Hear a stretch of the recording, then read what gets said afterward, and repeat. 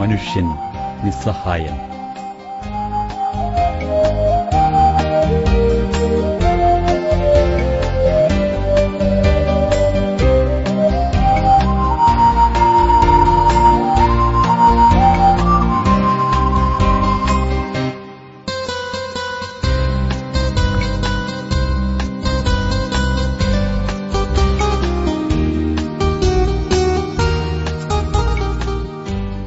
മനുഷ്യൻ ദൈവത്തിന്റെ സൃഷ്ടികളിൽ ശ്രേഷ്ഠനാണ്, ബുദ്ധിശാലിയാണ്, അപാരമായ കഴിവുകളുള്ളവനാണ്.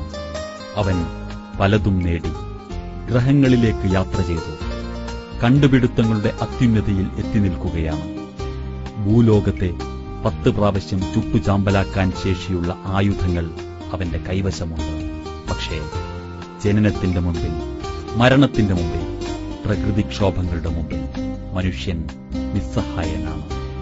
ആർത്തലച്ചുവരുന്ന പടുകൂറ്റൻ സുനാമി തിരമാലകൾക്ക് മുമ്പിൽ, വൻമരങ്ങളെപ്പോലും കടപുഴകി പറത്തിക്കൊണ്ടുപോകുന്ന ചുഴലിക്കാറ്റുകൾക്ക് മുമ്പിൽ, ഭൂമിക്കുലുക്കങ്ങൾക്ക് മുമ്പിൽ, ഉരുൾപൊട്ടലുകൾക്ക് മുമ്പിൽ, പ്രളയങ്ങൾക്ക് മുമ്പിൽ മനുഷ്യൻ ഒന്നുമല്ല. മനുഷ്യകരങ്ങൾ പ്രവർത്തിച്ചതിന്റെ ഫലമായി കരയിലും കടലിലും നാശം സംഭവിക്കുന്നു എന്ന് ഖുർആൻ പറയുന്നു. പ്രവാചക തിരുമൊഴികൾ ശ്രദ്ധിക്കുക.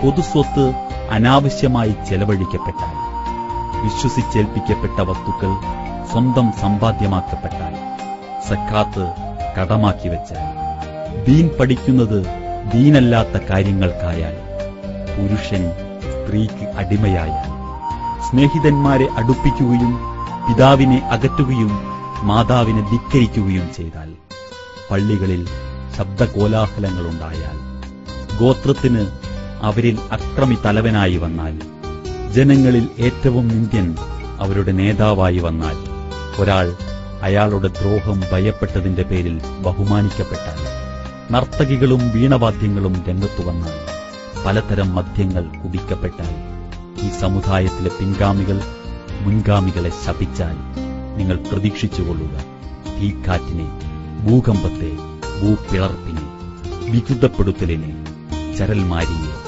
ചരടറ്റു വീഴുന്ന മാല പോലെ തുടരെ തുടരെ വരുന്ന പല അടയാളങ്ങളും. ഭൗതിക നേട്ടങ്ങൾക്കു വേണ്ടി മാത്രം ജീവിതം വിനിയോഗിക്കുന്ന മനുഷ്യൻ ഏതു നിമിഷവും പിടികൂടാവുന്ന വിധം മരണം തന്നെ വലയം ചെയ്തിരിക്കുന്നുവെന്ന് ചിന്തിപ്പിക്കുന്നതാണ് ഈ സ്റ്റാളിലെ മോഡലുകൾ. മനുഷ്യൻ ചിന്തിക്കട്ടെ അവന്റെ ക്ഷണിക ജീവിതത്തെക്കുറിച്ച്, നിസ്സഹായതയെക്കുറിച്ച്, മരണത്തെക്കുറിച്ച്, മരണാനന്തരം ദൈവസന്നിധിയിൽ ഹാജരാകുന്നതിനെക്കുറിച്ച്, ശാശ്വതമായ സ്വർഗനരകങ്ങളെക്കുറിച്ച്.